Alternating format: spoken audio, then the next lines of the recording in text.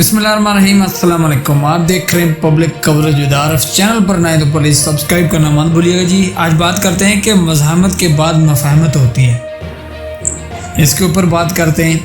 دوسرا بات کرتے ہیں جی کہ ایران نے جو ہے وہ ایک بحری جہاز انڈین اپنے تحویل میں لیا اور ان کے جتنے بھی عملے کے ملازمین تھے ان کو اپنے گرفت میں لے لیا ہے، اور اس کے اوپر جو ہے وہ انڈیا اور ایران کے درمیان کیا ماجرا ہے اس کے اوپر بات کرتے ہیں۔ پھر واپس آتے ہیں اپنے اسی ٹاپک کے اوپر کہ پاکستان میں مزاحمت کے بعد مفاہمت ہوتی ہے۔ یہ بات کر رہے ہیں جی شاہ محمود قریشی، جو کہ vice chairman of Pakistan Tehreek Insaf ہیں جی۔ اچھا جی، انہوں نے کہا کہ مزاحمت کے بعد مفاہمت ہوتی ہے، گفتگو سے ہی ملک آگے بڑھتے ہیں۔ عدالت میں پیشی پر میڈیا سے وہ گفتگو کرتے ہوئے کہتے ہیں کہ بانی پی ٹی آئی نے مذاکرات کا اختیار محمود خان اچکزئی کو دیا ہے، وہ بہتر فیصلہ کر سکتے ہیں کہ انہیں کیا کرنا ہے۔ اچھا جی، مزید ایک صحافی نے سوال کیا تو اس کے جواب میں انہوں نے کہا کہ فواد چودھری اور میں ایک پارٹی میں رہے ہیں، میں ہسپتال میں تھا تو وہ عیادت کے لیے آ گئے، اب گھر آئے مہمان کو کیا کہوں کہ کیوں ملنے آئے ہو۔ شاہ محمود قریشی نے کہا کہ پاکستان نے افغانستان کی بہت مدد کی ہے، ہمارا افغانستان سے جائز مطالبہ ہے کہ ان کی سرزمین ہمارے خلاف استعمال نہ ہو۔ ان کا کہنا تھا کہ ہم امن چاہتے ہیں، افغانستان کو دہشت گردی کے خلاف ہمارا ساتھ دینا چاہیے۔ پی ٹی آئی کے وائس چیئرمین نے کہا کہ ایران کے بارڈرز پر فی الحال صورتحال کنٹرول میں ہے، ہم نے بھارت کو جنگ میں ہرایا، اللہ نے ہمیں عزت دی، ابھی تک بھارت سے جنگ کا خطرہ موجود ہے۔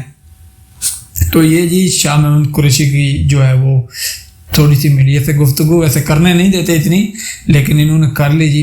اور عمران خان کے ساتھ واقعی اس نے وفا نبھائی ہے، اس میں کوئی شک نہیں۔ شاہ صاحب سلوٹ یو۔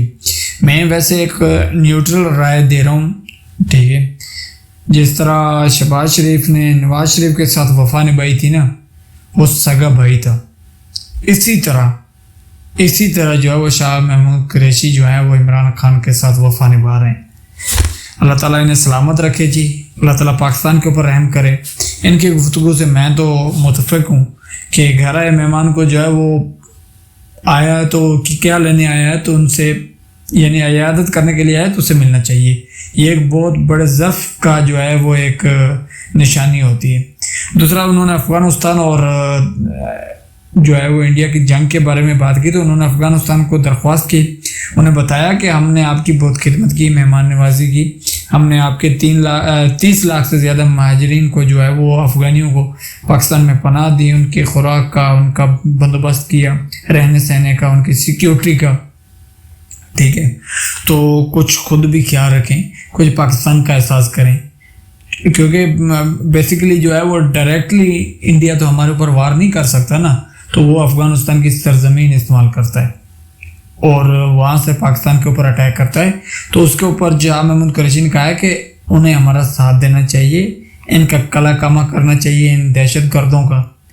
تو دہشت گرد جو ہے وہ کسی کے سگے نہیں ہوتے۔ اس کے اوپر جی ہم ریاست کے ساتھ کھڑے، اور شاہ محمود قریشی کی بات سے میں متفق ہوں کہ ہم اپنے اندرونی جو اختلافات ایک سائڈ پہ رکھیں، لیکن جب بات پاکستان کی آ جائے، پاکستان کی سالمیت اور بقا کی آ جائے، تو ہمیں افواج پاکستان کے شانہ بشانہ کھڑے ہو کر دشمن سے لڑنا ہوگا۔ تو جی بالکل ہمیں پاکستانی افواج کو بھی سلوٹ کرنا چاہیے کہ وہ جو ہے وہ دشمن کو چاروں کھانے چت کر کے بیٹھے ہیں، اور دشمن میں یہ جو ہے وہ بھی جرت نہیں ہے کہ وہ سامنے سے وار کرے، تو وہ پیٹھ پیچھے وار کرنے کی کوشش کر رہا ہے، کبھی افغانستان کی طرف دیکھتا ہے، وہاں سے اپنی پراکسی جو ہے وہ بھیجنے کی کوشش کر رہے ہیں، لیکن یہ بھی منصوبے ناکام ہو جائیں گے جب انہیں سامنے مقابلہ کرنے کے لیے افواج پاکستان ملے گی۔ افواج پاکستان الحمدللہ صحیح ہے، ہمارے سیاسی اختلافات پاکستان کے اندر ہیں، لیکن بیرونی ممالک سے کوئی پاکستان کی طرف آنکھ اٹھا کے نہیں دیکھ سکتا۔ اور ہمارے اپنا عاصم منیر صاحب نے کہا تھا نا، آرمی چیف نے، کہ ہم تو پھر جائیں گے، پھر آدھی دنیا کو ساتھ لے کر جائیں گے۔ شیر نے جو ہے وہ یہ میں آپ جو مرضی جتنا مرضی ان سے آپ اختلافات کریں، گفتگو انہوں نے صحیح کی تھی، میں متفق تھا اس کی بات سے کہ اگر ہم نے دیکھا نا کہ ہم ختم ہونے والے ہیں تو پھر ہم اکیلے نہیں جائیں گے، ہم تو پھر شہادت کی موت جائیں گے ساتھ پوری آدھی دنیا کو لے کر چلے جائیں گے۔ تو ویل ڈن سر، اللہ تعالیٰ آپ کو بھی سلامت رکھے۔ اچھا جی، دوسری بات کرتے ہیں کہ اپنا انڈین جو ہے وہ میرے خیال سے کوئی ایرانی حکام نے جو ہے وہ انڈین ایک شپ کو اپنے کنٹرول میں لیا ہے. وہ کیا ماجرا، اس کے اوپر تھوڑی بات کرتے ہیں جی. کہ نئی دلی میں وزارت خارجہ کے ایک ترجمان نے جمعرات کو بتایا کہ بھارتی حکام میں ایرانی حکام کے ساتھ رابطے میں حکومت ایران میں پھنسے بھارتی شہریوں کو واپسی کے انتظامات کر رہی ہے. جلد انخلا کی پروازیں بھی بھیجی جا سکتی ہیں. اس دوران متاثرین کے اہل خانہ نے وزیراعظم مودی سے مدد کی اپیل کی ہے. انہوں نے امید ظاہر کی ہے کہ ان کے شوہر، بھائی اور عزیز جلد وطن واپس آئیں گے. یہ معاملہ کیا ہے، اس کے اوپر تھوڑی بات کرتے ہیں. اچھا جی، بھارتی میڈیا جو ہے وہ ادارے انڈیا ٹوڈے یعنی انڈیا ٹوڈے نیوز چینل ہے، اس کے مطابق یہ بھارتی میڈیا ہے، اس کا نام انڈیا ٹوڈے، اس کے مطابق اپنی ایک رپورٹ میں انہوں نے بتایا کہ تجارتی جہاز پر سوار 16 بھارتی سیلرز گزشتہ ایک ماہ کے زائد عرصے سے ایران کی پاسداران انقلاب فورسز کے تحویل میں ہیں. پاسداران انقلاب نے جہاز کو بین الاقوامی پانیوں میں تعاقب کے بعد قبضے میں لیا.